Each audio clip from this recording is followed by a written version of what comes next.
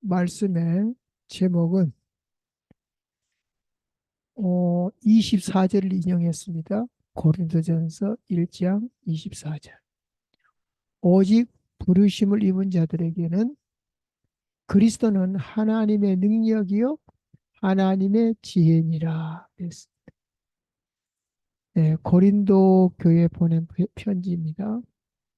우리가 지금 박스 안에 거 잠깐 보면 1차 전도에 2차 전도에 3차까지 기록이 되어 있습니다. 지금 우리 2차를 하고 있어요. 1차는 아시아. 그 서신 중에만 말하면 대표적으로 갈라디아서, 에베소가 있습니다만은 에베소서는 뭐죠? 에베소는 3차 때 집중을 했기 때문에 물론 아시아, 갈라디아 지역에 했을 때도 복음을 안 전한 건 아닙니다. 그러나 이곳에서 3년간 이렇게 한 것이 3차 때입니다. 그래서 갈라디아서를 먼저 했고요. 근데 갈라디아서에 보면 천사라도 우리가 전한 복음, 우리는 이제 바울 팀이죠. 이 복음 외에 다른 복음을 전하면 천사라 할지라도 저주를 받을지어다.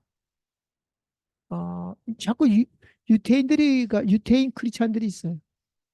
유대인 중에 아직 체질이 안 바뀐 사람, 사상이 안 바뀐 사람, 자꾸만 모세와 율법을 전하니까 그 같이 해야 된다는 식으로. 근데 이제 바울이 로마서 10장 4절에 뭐라 그러니까 그리스도 예수는 뭐라고요? 율법의 마침이 됩니다. 그러니까 이제 그림자인데 자꾸 그림자를 실체가 와버렸는데 자꾸 딴소리 한다는 거죠. 예.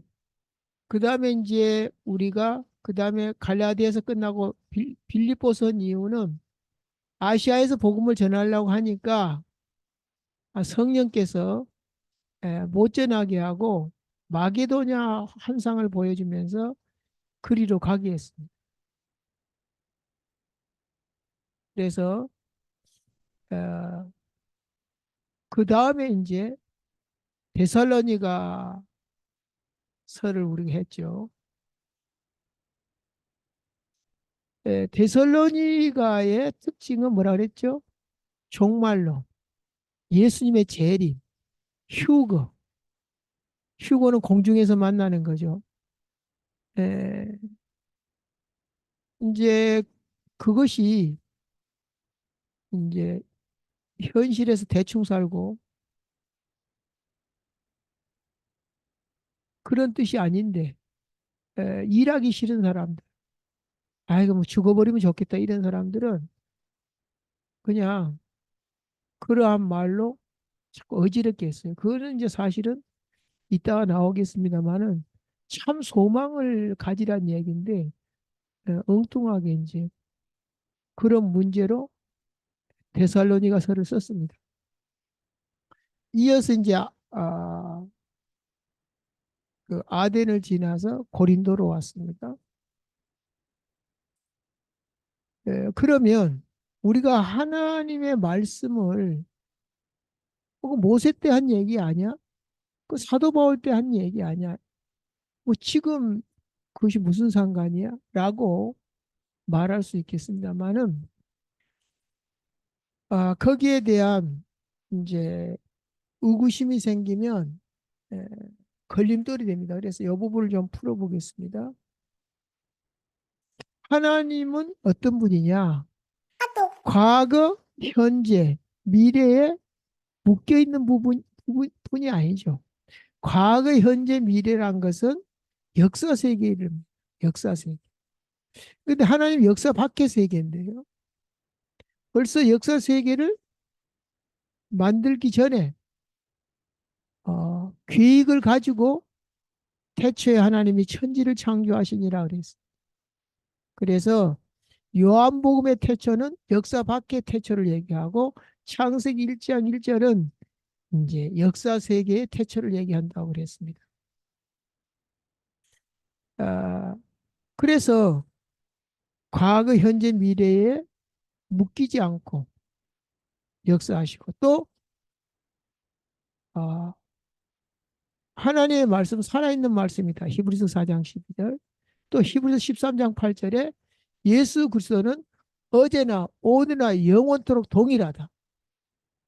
그 어제나 오늘나 영원토록 동일하다 이 말을 다시 재해석해 보면 예수님이 이 땅에 오시기 전이나 와서나 또 예, 그 승천한 이후나 재림한 이후나 더 나아가서는 천지 만물을 창조하기 전이나 구분 없이 동일한 분이다 이렇게 얘기를 합니다. 그래서 말씀 하나님이 육체를 입고 왔기 때문에 말씀으로 계신 그분이 그리스도로 나타났기 때문에 말씀도 시대를 초월해서 역사한다라는 것을 아시면 좋겠고요.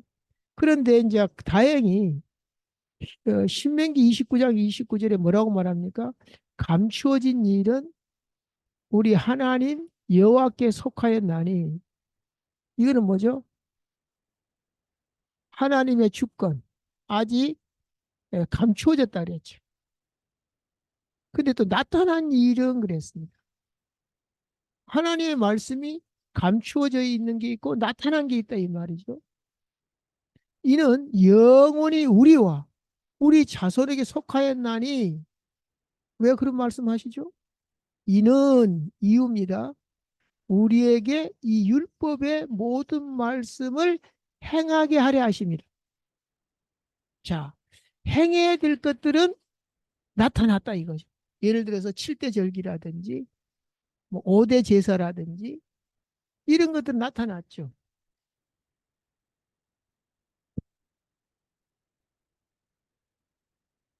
그 다음에 이번에 신명기 5장 3절에 이 언약은 여호와께서 우리 조상들에게 세운 것이 아니요. 어? 조상들하고 세웠는데 아니래. 우리와 세우신 것이다. 자, 그러니까는 조상들한테 안 세운 건 아닌데 결국은 어, 우리에게까지 예, 우리에게까지 염두에 두고 세운 것이 그냥 그 당대로 끝내려면은 뭐 막말로 세울 것도 없다 이거죠.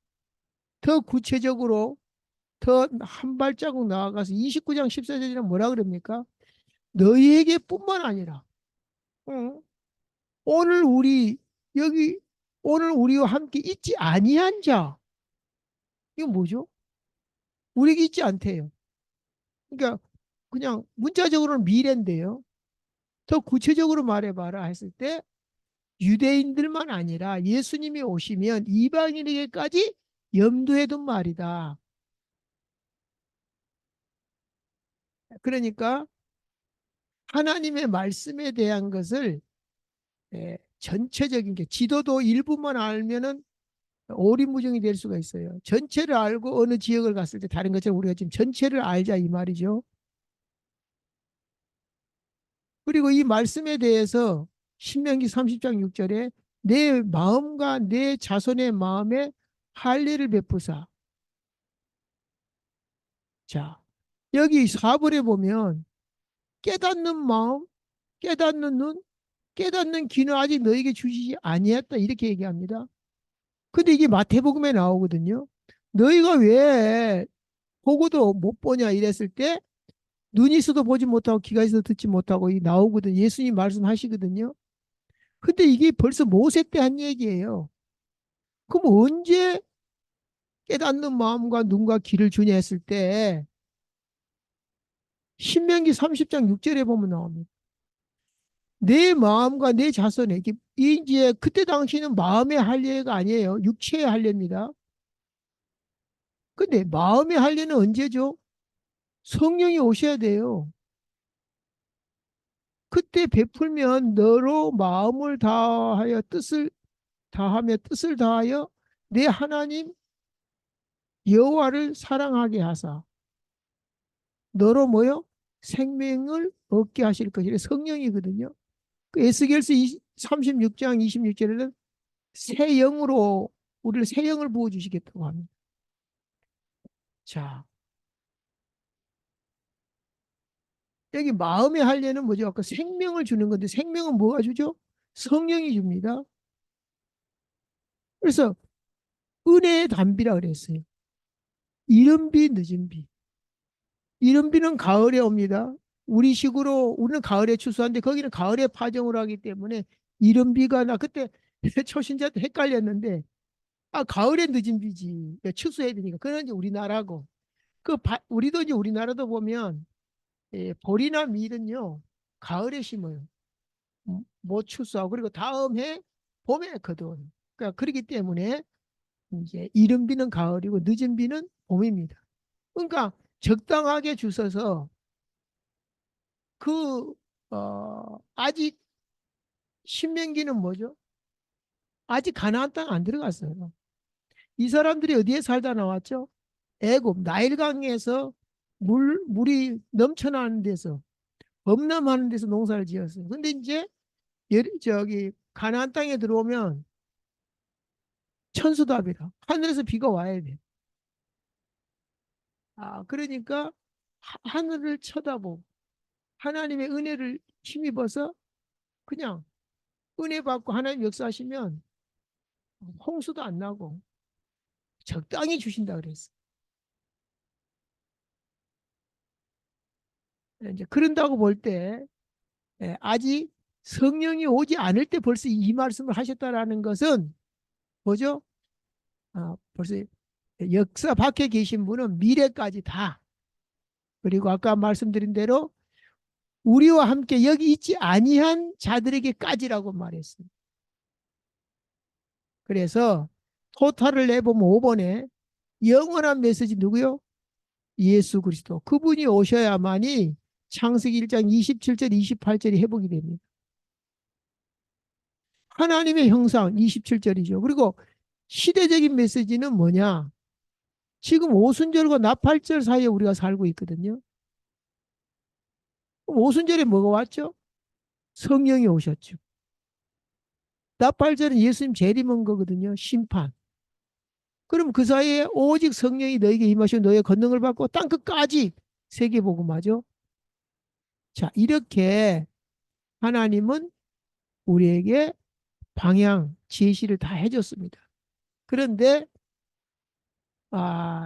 이걸 모르고 신앙생활을 하거나 나름대로 살면 하나님하고 어, 언약도 확인 안 되고 또 하나님의 역사도 볼 수가 없고 그렇습니다.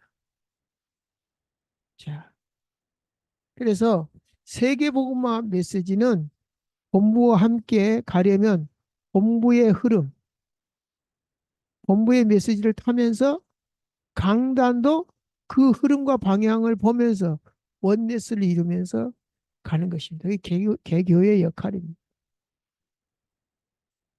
네. 참고로 우리 교단만 본부 메시지가 있습니다. 왜 그렇죠? 모든 교단은 그냥 교리적으로 우리는 침례하겠다 해서 침략이 생긴 거. 우리는 성결을 주장하겠다. 성결과가 생기는. 우리는 장로들 중심으로 해야 되겠다. 장로가 생기는. 우리는 성령 중심으로 하겠다. 오순절 개통에 여의도 순복음교회 같은 게 생겼어요. 다 교리적이에요. 그게 잘못됐다 틀렸다가 아니라 이제 그런 교단을 세웠으면 원 메시지, 원 마인드, 원 픽처로 가야 되는데 이제 그게 안 되는 거죠. 각자 가는 개교회로. 근데 우리는 세계복음화를 위해서 같이 간다. 그래서 본부도 우리 강단도 다 세계복음화 강단이 돼야 된다. 이 말씀을 드리고 싶고요. 자, 그 다음에 본론에서 사도행전 1장 8절은 뭐죠?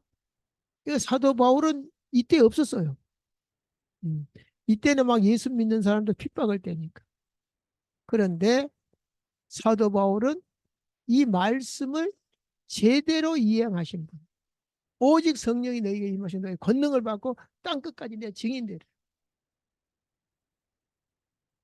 바울은 땅 끝까지 갔어요. 로마도 가고 뭐 스바나도 가고 서버나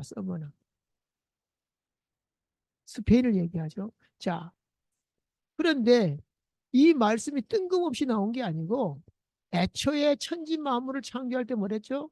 27절에 하나님의 형상, 그리스도가 오셔야 됩니다. 그리스도는 보이지 아니하시는 하나님의 형상이기 때문에. 그리고 정복하고 다스리는 게 뭐죠? 땅 끝까지 차지하는 거죠. 뭘로? 징기스칸 나폴레옹처럼 차지하는 게 아니라 죄와 저주와 지옥을 무너뜨리는 하나님의 일을 하는 것이죠. 그래서 우리가 할 수 없기 때문에 오직 성령이죠. 그래서 아브라함 때도 그 얘기를 했죠. 너는 복의 근원이 될지라. 너로 말하면 천하 만민이 복을 받고 같은 얘기죠. 왜? 언약 가진 자를 통해서 다른 사람을 살리는 거죠. 언약 가진 자는 27절이 된 거죠. 하나님과 소통한 거. 28절은 뭐죠?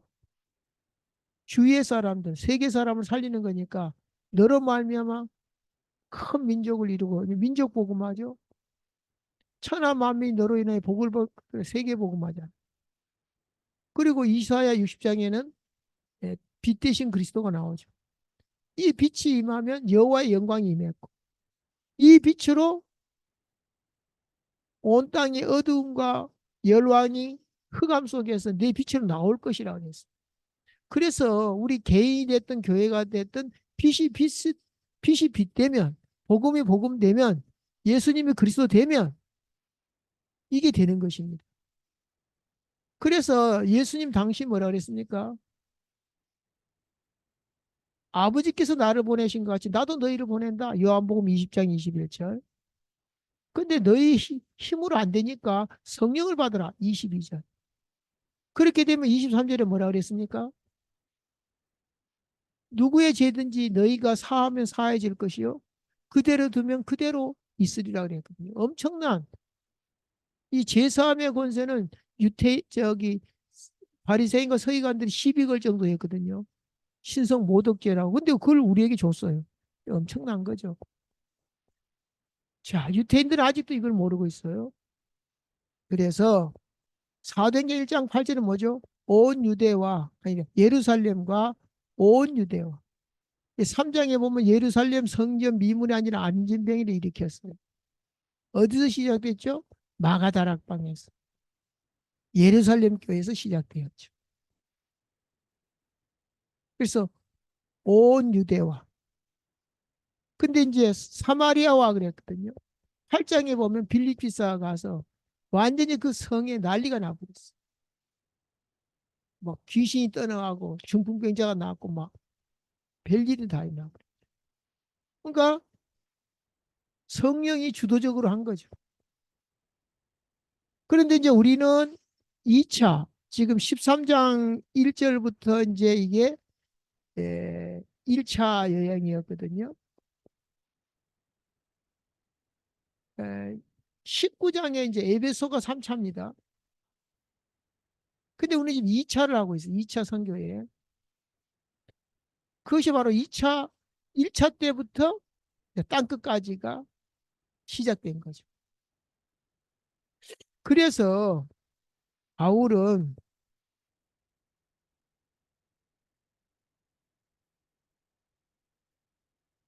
성령이 너에게 임하시면 이 메시지 할 때는 없었지만 부활하신 주님을 만나고 바로 또 그 9장 15절 사도 바울이 9장 15절에 바울을 꺾습니다. 그러니까 땅끝까지 성령께서 준비하시고 성령께서 주도하는데 바울까지 꺾어서 사도행전 9장 15절 나오죠. 그러니까 다 성령이 주도하십니다.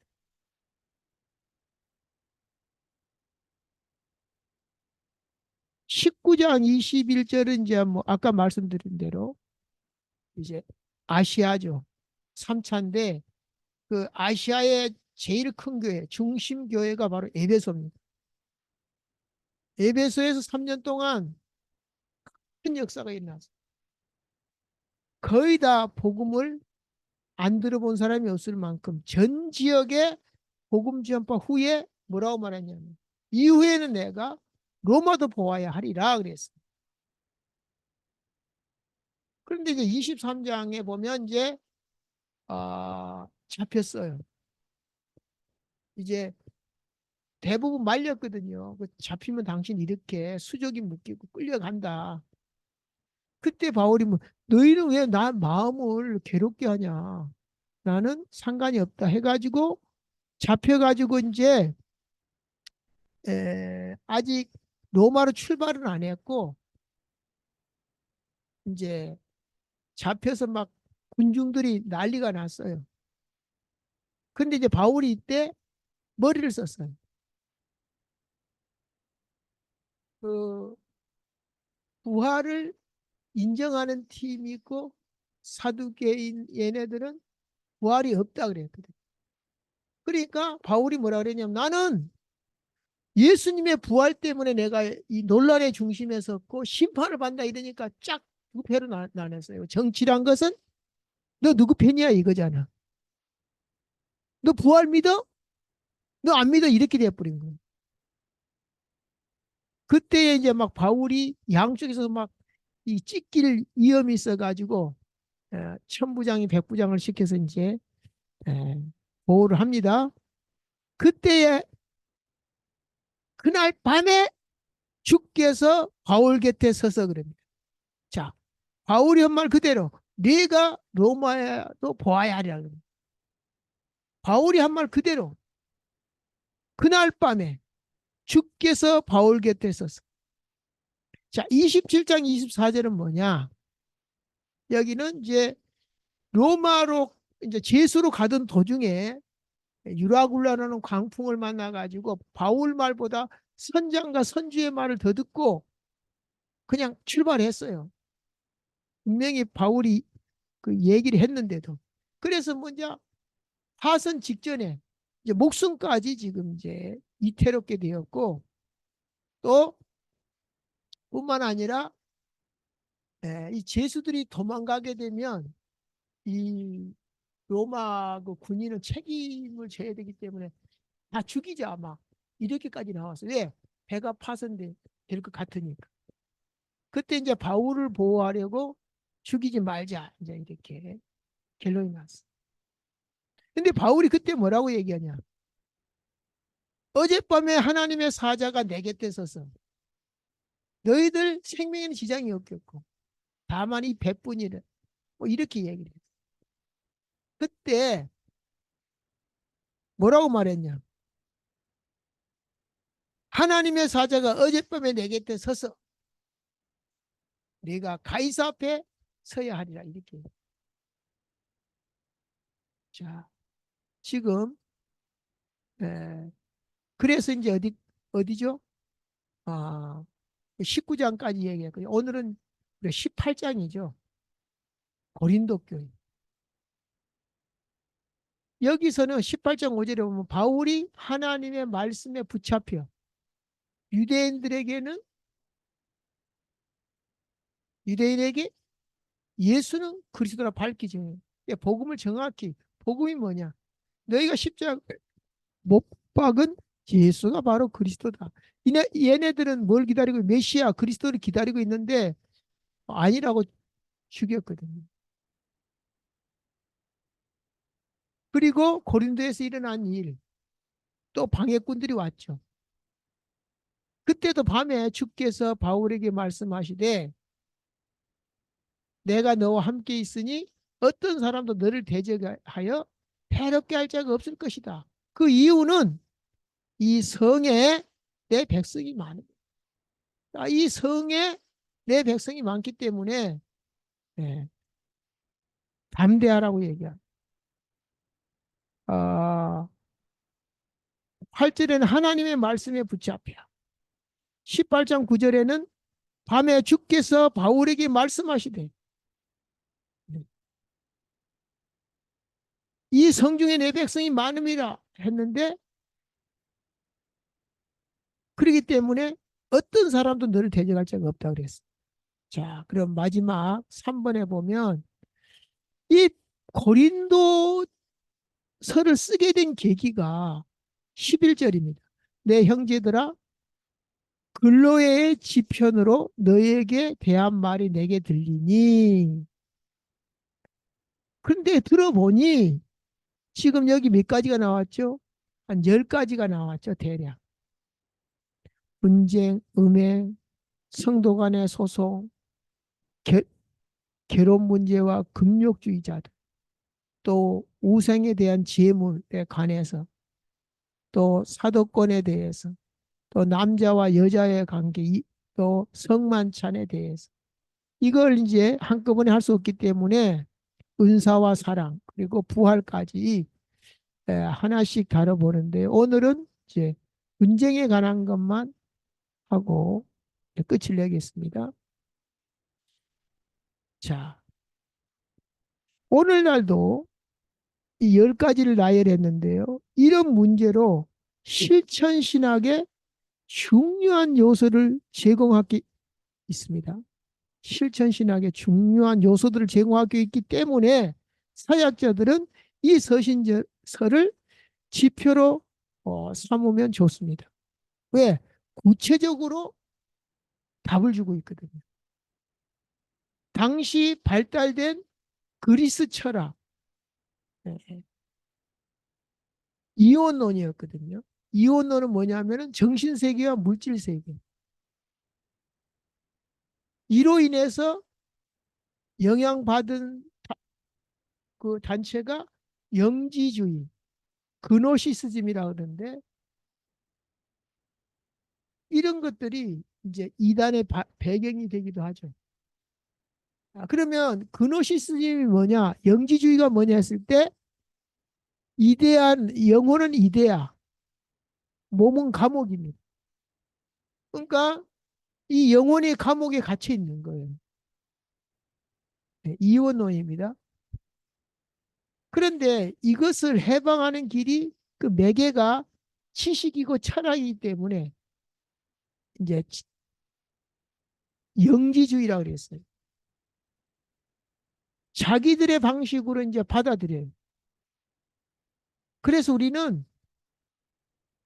이제 깨달았으니까 이 몸은 악한 거야. 몸을 아무렇게나 해도 돼. 영혼이 구원받으면 된 거야. 그러니까 오늘날도 그렇지만 초대교회도 지금처럼 크게 두 흐름이 있어요. 금욕주의, 절제하고 또 막 자기 몸을 쳐서 복종하고 막 이렇게 약간 율법적인 거죠. 금욕주의는. 영지주의는 뭐냐 하면은 금방 말한 대로 이제 몸은 어차피 중요한 게 아니야. 몸은 아무렇게나 해도 돼. 그러다 보니까 여기 무슨 문제가 나오죠? 그 남녀 간에 이게 음행 문제 막 이런 것들이 지금 나오잖아요. 이번에 음행 문제. 이거는 괜찮아. 어차피 예, 이 몸은 더러운 거고 추한 거고 어차피 상관없어. 이런 식으로. 좀 비슷한 단체가 구원파죠. 자, 구원받았으니 끝났다 이거죠. 자, 지금도 흑암 속에 계속되는 이러한 흐름, 계속되고 있기 때문에 우리는 메시지를 정립되어야 하고 전달할 이유가 있다. 그 이유가 뭐냐? 오늘날도 마태복음, 마가복음, 누가복음이 있는 것처럼 요즘 하나 더 생겼어요. 내가복음. 나름대로의 신과, 나름대로의 인간과, 나름대로의 기독론. 곤란하죠. 그래서 이 개인화라고 한 이유가 뭐냐 하면은 복음이 개인화돼야 된다. 복음이. 그러면서 22절에 고린도서 1장 22절에 유대인들은 표적을 구해요. 이게 이제 구하는 게 달라요. 내 입장이라. 유대인들은 하나님의 능력을 구해요. 왜? 힘드니까. 불신자도 죽거든면 하나님이 있어요 그러듯이 표적을 구하고 헬라인들은 지혜를 찾아. 이때 당시 헬라인들은요 지혜 찾는 거 외에는 시간을 안 썼다라고 사도행전에 나옵니다. 그 정도로 시간을 아껴서 지혜를 찾았어요. 사도 바울도 붙잡고 새로운 지식이 있는가 싶어가지고 부활을 전하니까 그게 무슨 지식이냐라고 에, 그 공청회를 신청을 하죠.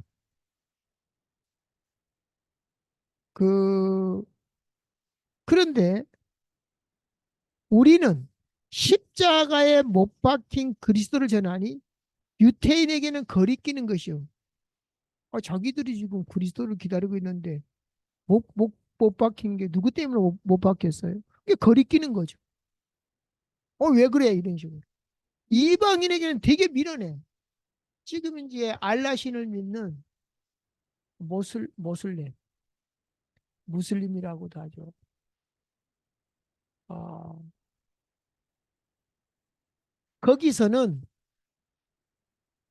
어떻게 하나님이 실패할 수 있냐? 예수님은 안 죽었다 이렇게 기절했다 이런 설도 있고 성경 그대로요. 어, 누구를 대신 예수 대신 다른 사람을 못 박았다. 예수 비슷한 보여가지고 뭐 기타 등등으로 어떻게 인간이 하나님을 배신하고 인간 하나님 질 수 있냐 인간에게. 근데 진다라고 치면 신이 아니다 이거죠. 그 이슬람이란 그 자체가 복종이거든요. 그러니까는 우리처럼 사랑 관계가 아니야. 믿음 관계가 아니야. 지배 관계야. 이슬람. 그 복종해야 돼. 근데 선악과를 따먹은 자체가 뭐죠? 배반이죠. 그것부터가 말이 안 된다 이거. 복종해야 돼.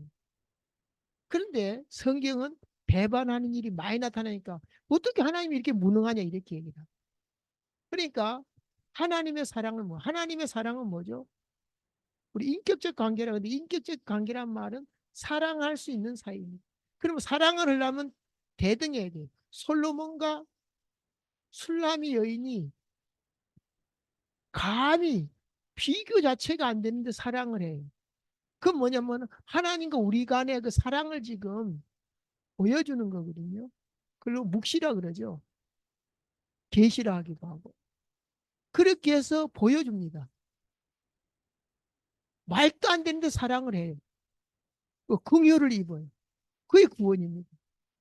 우리는 구원받을 만한 능력이나 요소는 없는데 긍휼을 입어서 그래서 집 나간 탕자가 다시 돌아오니까 받아주지 않아요?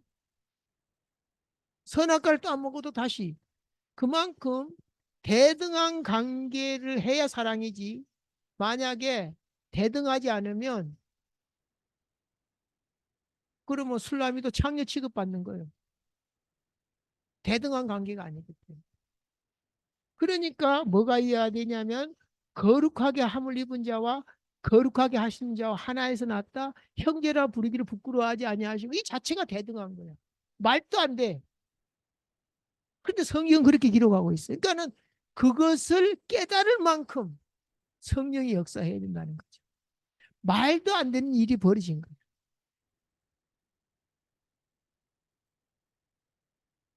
그래서 십자가에 못 박힌 그리스도를 전한 유태인에게는 거리끼는 것이요 이방인에게는 미련한 것이로되. 자, 이제 미련하게 보이죠. 그러니까 이제 이슬람교 창시자가 무하마드잖아요. 근데 이제 이 친구가 600 몇 년 경인데 보니까 유일신이 좋게 보이거든. 자기들은 잡신이 많으니까. 그 중에 가장 자기 민족의 큰 신이 뭐냐? 알라야. 알라를 하나님 자리에 넣은 거예요. 그런 걸 알고 복음을 전해야 되고 감정적으로 안 대하고 이론적으로 대할 수가 있는. 이게 마치 불교에 대해서 물어보면 불교에 대해 잘 모르고 믿는 사람 참 많아요. 예를 들어서 지옥과 우리 천당, 극락이라 그러죠. 근데 그거하고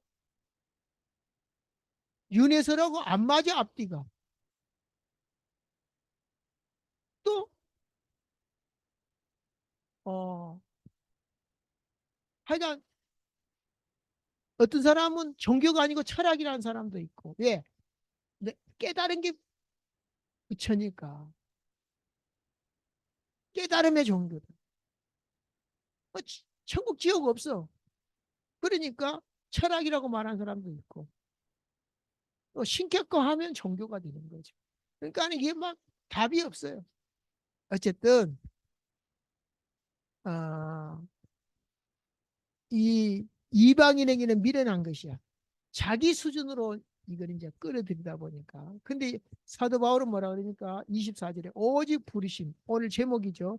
부르심을 받은 자들에게는, 하나님을 만난 자들에게는, 은혜를 받은 자, 성령을 받은 자들에게는, 거듭난 자들에게는, 하나님 만난 자들에게는, 하나님 자녀가 된 자들에게는, 유대인이 되었든 헬라인이 되었든 간에 그리스도는 하나님의 능력이요 그리스도는 하나님의 지혜다. 이런 지혜가 어딨냐?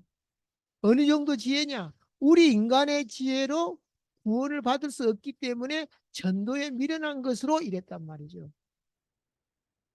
어차피 못 알아들어. 전도에 미련한 것으로. 21절에 나오죠. 자, 그래서 이 복음이 개인화돼야 되고 교회가 개인화돼야 되고 제자도 그렇고 또 이 현장 전도도 그렇고 다 이게 이제 정리가 돼야 돼.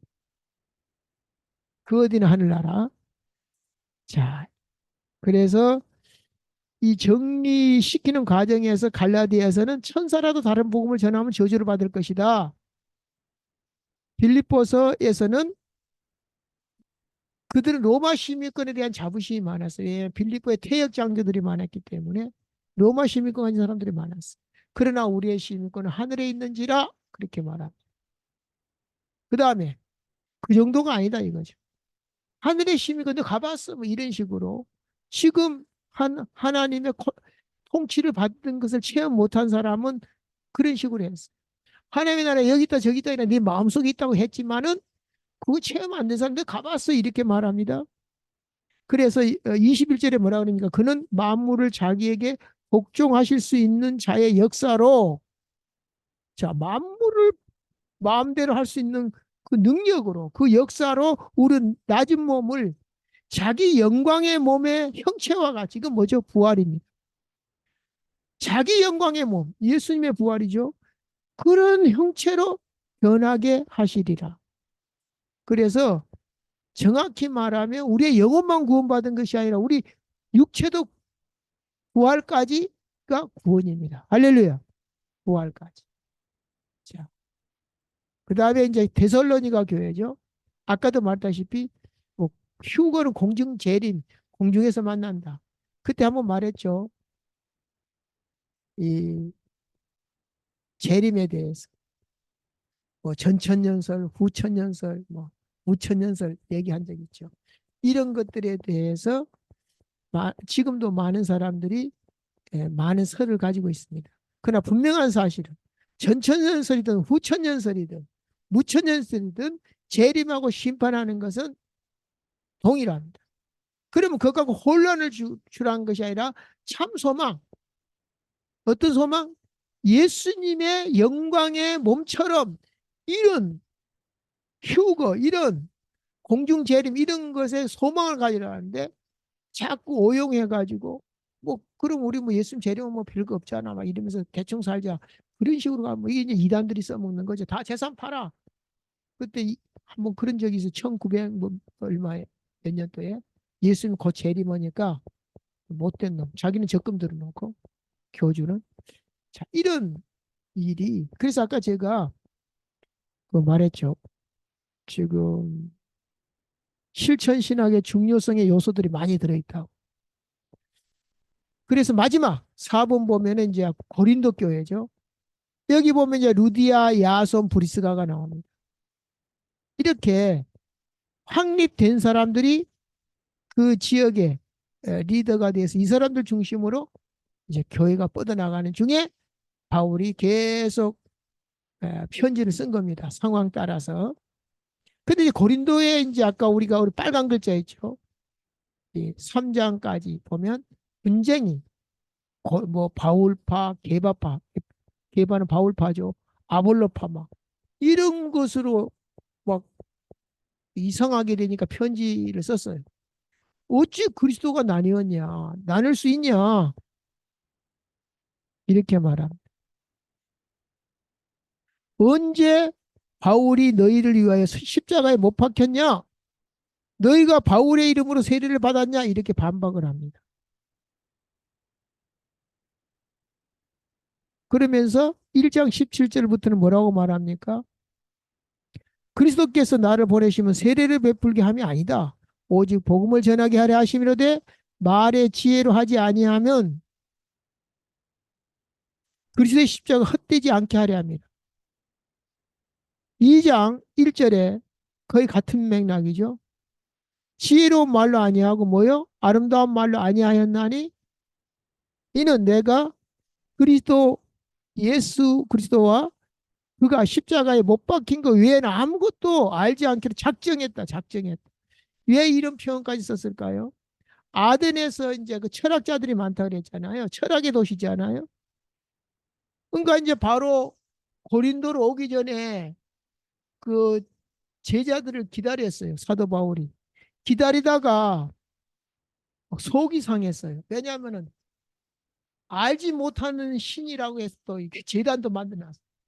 그러니까 혹시 자기들이 모르는 신에 의해서 재앙 맞을까 봐서 알지 못하는 신 이런 걸 보면서 바울이 격분해 가지고 제자들이 오기 전에 팀으로 해줄 팀이 오기 전에 했어요. 에,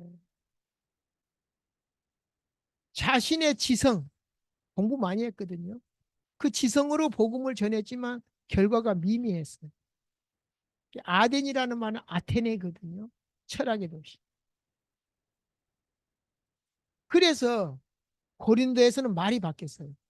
아까도 말한 것처럼 사람의 지혜로운 말에 아름다운 말로 아니하고 예수 그리스도와 그가 십자가에 못 박힌 외에는 아무것도 알지 않기로 작정했다.